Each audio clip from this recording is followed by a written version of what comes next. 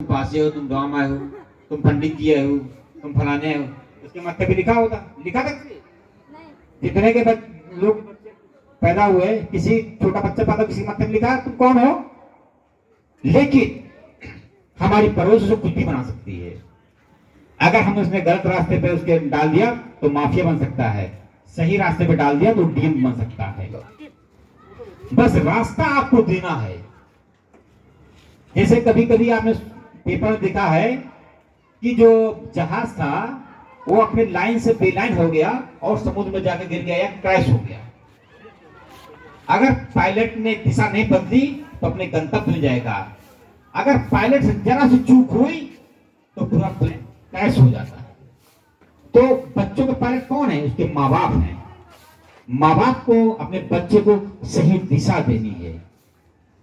आपके बगल में रेलवे लाइन है, अगर आगे जो क्रॉसिंग है, अगर उसका जो कर्मचारी है पटरी चेंज ना करे तो आगे जाके ट्रेन लड़ जाएगी।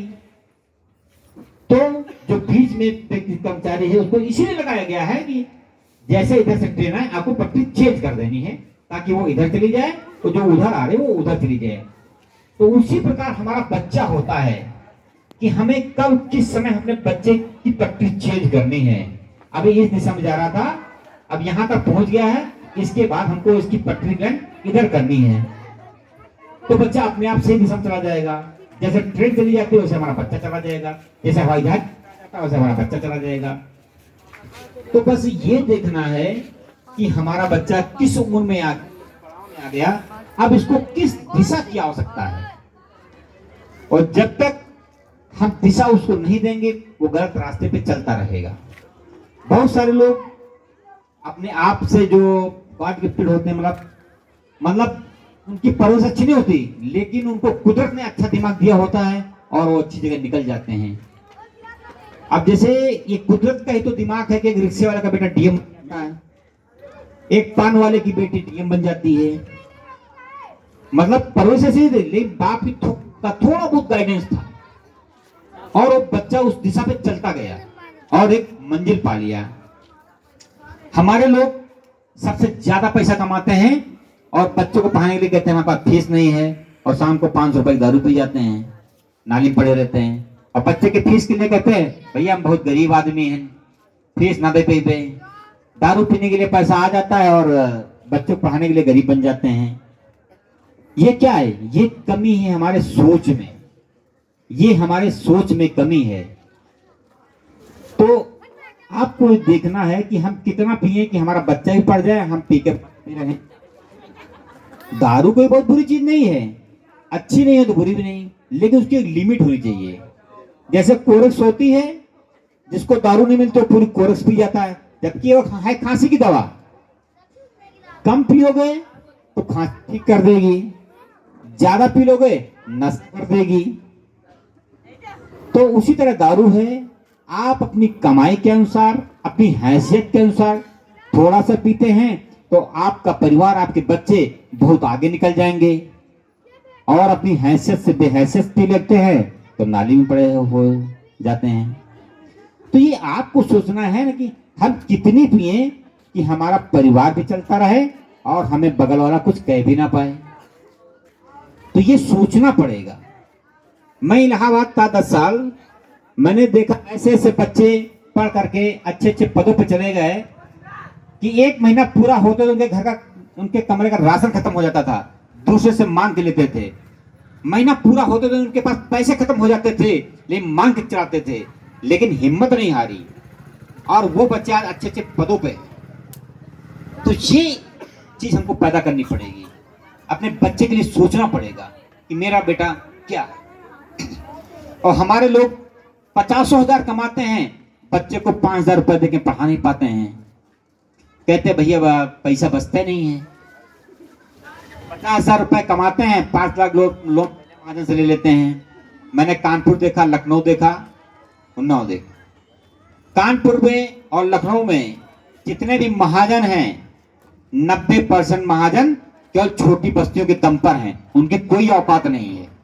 केवल छोटे लोगों के दम पर वो महाजन बने बैठे हैं, 10 का 20, 10 का 20, 10 का 20। अगर ये जो 10 का 20 महाजन करता है, जिस दिन हमारे लोग अपनी हैसियत के हिसाब से खर्च करना शुरू कर देंगे, ये महाजन घुटने टेक देंगे। फिर हमारी गली में कोई हमसे हमारी किताब मांगने नहीं आएगा। मैं जानता हूं बहुत सारे ऐसे कर्मचारी हैं जिनकी किताबें महाजन के पास जमा हैं। जब तनख्वाह आती है तो महाजन किताब लेके आता है, ले तुम्हारी है। मतलब मैं एक बार कानपुर गया तो देखा, जो कानपुर के हमारे लोग मोती झील में तनख्वाह बढ़ रही थी, तो अंदर से जब बाबू पैसे देता तो आधा हाथ उसका अंदर रहता, आधा बाहर। महाजन पहले ऐसे पकड़ लेता कलाई, पहले हमारा निकालो, उसके बाद बचा ले जाओ। ये मैंने अपनी आंखों से देखा मोती झील में। जब अब तो अकाउंट में पैसा आता है, पहले हाथ में मिलती थी, अब क्या है, अब अकाउंट में आता है तो महाजन की किताब जमा कर लेता है। ठीक, जब आएगा एंट्री हम करा देंगे, इतना तुमको दे देंगे, बाकी किताब हम बात जमा रहेगी। क्यों जमा रहेगी?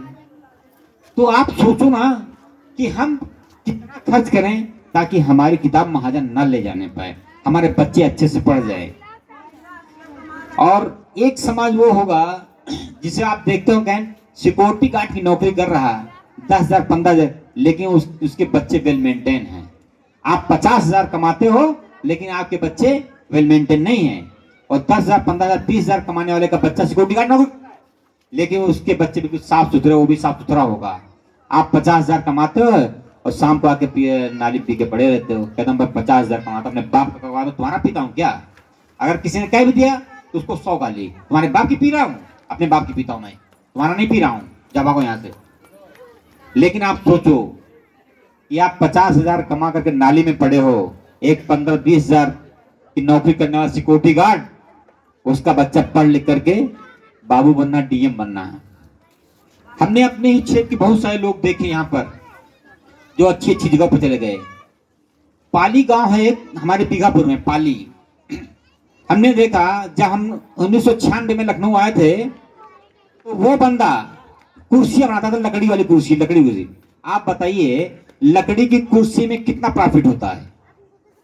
वो शाम तक एक कुर्सी बनाएगा, 2 कुर्सी बनाएगा, कितना प्रॉफिट होगा, कितना कमा लेगा वो। लेकिन आज की डेट में उसके 3 बेटे, तीनों एसएससी के थ्रू सेंट्रल गवर्नमेंट में है। अपने वही बीघापुर पाली का व्यक्ति है, बहुत दूर नहीं। उसके 3 बेटे, तीनों सेंट्रल गवर्नमेंट में, एक बॉम्बे में है, एक चेन्नई में है, एक पंजाब में है, तीनों सेंट्रल गवर्नमेंट में है। कैसे हो गए? एक कुर्सी बनाने वाला शाम को 100-200 कमाता है, आप कहो एक झटके में 500 मार दो, आप एक झटके में 500 मार देते हो, लेकिन शाम तक वो भी खाली हो जाता है। 100 रुपए 200 रुपए कमाने, अपने 3 बेटों को आज लाखों का आदमी बना दिया, और आप 50,000 कमाने के बाद अपने बेटे को 20,000 कमाने लाके बना पाते हो। क्या फर्क है? कभी सोचा आखिर उसमें क्या फर्क है? वो 200 रुपए कमा करके अपने बच्चों को पढ़ा लिखा लखपति बना दिया, अच्छी जगह पर बैठ रहे, और आप 50,000 कमाते हो, आपके बेटे नहीं बैठ पा रहे हैं। क्यों? क्योंकि आपने वो सोचा नहीं। आपने 500 कमाए और 100 रुपए उधार लेकर के बराबर हो गए। 100 उधार, 500 कमाए भी और 100 उधार भी हो गया, और सामने वाले तुमको उधार से भी देगा। उसे पता है कि तुम कल कमा हमको फिर दे जाओगे। सिंपल आदमी उधार नहीं देगा, लेकिन जब तुम मांगोगे ना रोज, उसे पता है कि अभी जाएगा, कल कमा फिर हमको दे जाएगा, तुमको दे देगा उधार। तो ये जैसे महाजन है, एक पढ़ा लिखा तो दिया जाएगा तो उसको बहुत सोच समझ के पैसा देगा। और जैसे बस्ती के लोग जाएंगे, हाँ बताओ कितने चाहिए, जानते हैं एक बार खाली फंसा लो, जिंदगी भर तुम्हारा गुलाम रह गई। और 90% लोग एक बार जाते हैं और सारी जिंदगी को गुलामी करते हैं। फिर किताब भी जमा हो जाएगी, बच्चे की शादी, फिर ले 5 लाख रुपया, बताओ कितना कितना चाहिए। मैंने ऐसे लोगों को देखा कि गवर्नमेंट जॉब में होते हुए भी पति मर जाता है, कार्यक्रम के लिए पैसा नहीं था। मैं अपने परिवार की बात बता रहा हूं। हमारी एक फैमिली कानपुर में रहती है। हमारे चाचा खत्म हुए, मरने के बाद उनकी बीवी के पास कार्यक्रम करने के लिए पैसे नहीं थे, और गवर्नमेंट जॉब का आदमी 50,000 60,000 महीने कमाता है। अब बताइए, एक 50-60 हजार महीने कमाने वाला अगर घर में मिट्टी पड़ी तो उठाने के लिए पैसे नहीं होते उसके पास। क्यों?